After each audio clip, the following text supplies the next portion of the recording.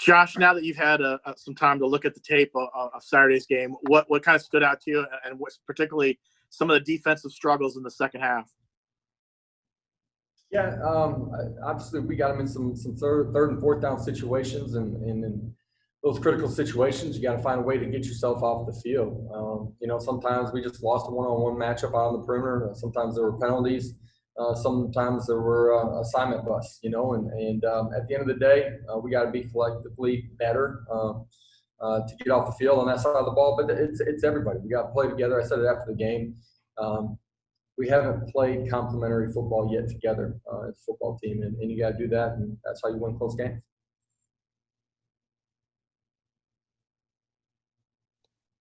Coach, I know it's hard because it was a loss, but can you kind of speak of the historic game that Dylan Gabriel had, and was that maybe his best game so far at UCF? End of the day, the only thing you can concern yourself with is being +1 and being on the right side of the scoreboard.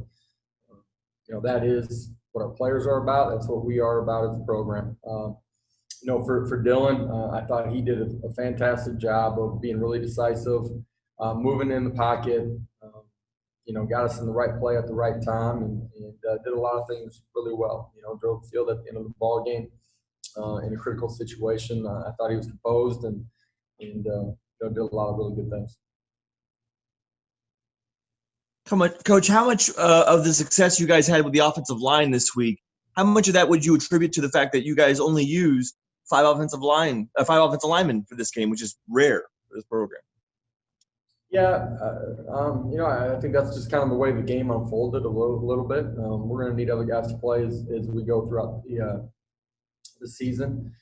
I think the biggest thing for us is that we weren't playing in second and long. We eliminated for the most part all those pre-snap issues and played a relatively clean game and kept us in positive situations and allowed us to play with tempo.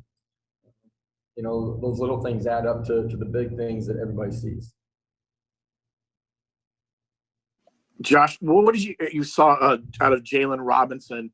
And when he first arrived for you guys, did you have the inkling that he was going to be a big play kind of guy that he is right now? Absolutely believe that was the type of player that we were getting when we got him here on campus. Everybody's seen him get better every single week. He really didn't play on the field, didn't play on a game day for almost 2 years. He's gotten more comfortable in what we're doing and been a better decision maker and just finding holes in the zones here, the last 4 weeks. His best football is still ahead of him. He's got an opportunity to continue to grow, and he's got really good practice habits. He's been competing on the practice field, and that translates over to having good performances. Coach, can you speak of the performance of Ryan O'Keefe? He really made some big plays out there for a young guy. He did. Young guy that really got a lot of his first action on special teams, has improved here over the last couple of years in that role, and did a really good job on the offensive side of the ball too. He's gotten more and more opportunities as the season's unfolded. You can see he's got great speed, elite speed, and he's getting the ball in his hands. He's got an opportunity to do something pretty special with it. Thought he was really good on his routes in the middle of the football field too, and when it was right, Dylan took advantage of that. Coach, obviously guys were frustrated after the loss. We saw on the sidelines as the game was ending, there was some sort of confrontation between Quadri Jones and Daniel Obarski.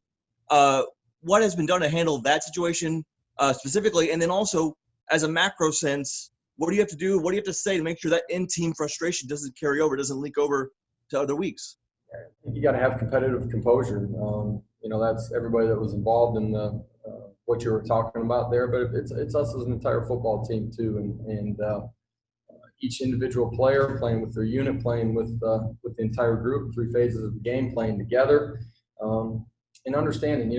Daniel, his one play that made a difference in the football game. Everybody saw that late in the game, but it's a series of one plays that make the difference in the football game. And play one is just as important as the last play of the game. There's things that each and every one of us got to do better to make that outcome be different. And I think, for us inside of the locker room, that's why you never take winning for granted. It's hard to do. And when you're on the wrong side of it, you got to find a way to be a little bit better. And Just in talking to our group, it's the urgency that you prepare with. And that gives you your best opportunity to go out and play your best football on Saturday.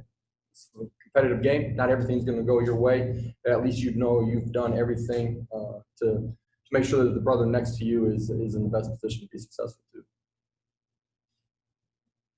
Josh, you guys have been very aggressive on fourth downs over the last couple of years.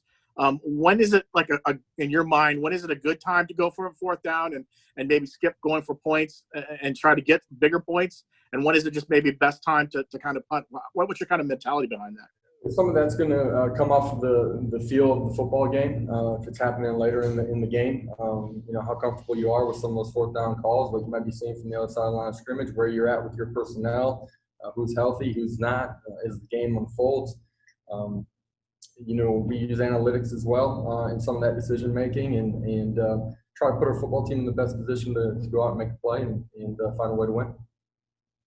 Coach, I know you're always locked in with the team about going 1-0 every week, but looking big picture, when you look at your long-term goals, it's going to be difficult to maybe get back to a conference championship. So what do you say to your guys who might be thinking that in the back of their minds as well, just to keep them, motivated and excited, for the weeks ahead?